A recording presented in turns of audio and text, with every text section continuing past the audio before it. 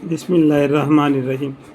اللہ کا ذکر کے نہ کوئی حد مقرر فرمایا اور نہ عقل رہنے تک کسی کو معذور قرار دیا جائے، یعنی اللہ کا ذکر کو کوئی حد نہیں، جیسے کہ فرض نماز ہے، ظہر ہے، عصر ہے، مغرب ہے، عشاء ہے، اتنے رکعتیں کر کے حد ہے، لیکن قرآن شریف کی تلاوت میں اور اللہ کا ذکر میں کوئی حد نہیں، جتنا ہو سکے اتنا عمل کر سکے۔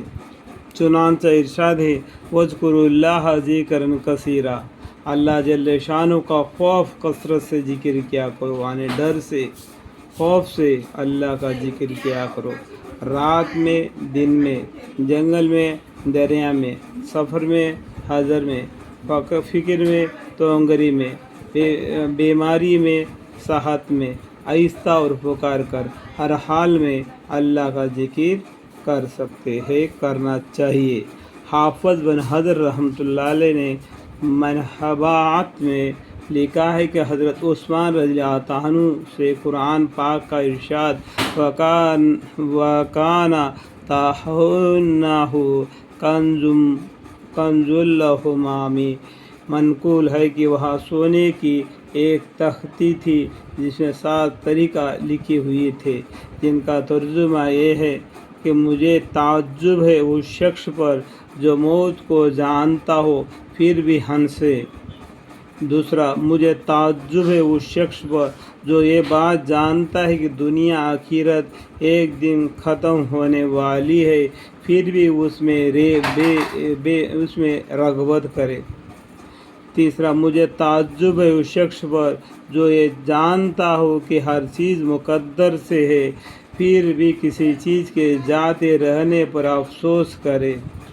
چوتھا، مجھے تعجب ہے اس شخص پر جس کو آخرت میں حساب کا یقین ہو پھر بھی مال جمع کرے۔ پانچواں، مجھے تعجب ہے اس شخص پر جس کو جہنم کی آگ کا علم ہو پھر بھی گناہ کرے۔ چھٹواں، مجھے تعجب ہے اس شخص پر جو اللہ کو جانتا ہو پھر کسی اور چیز کا ذکر کرے۔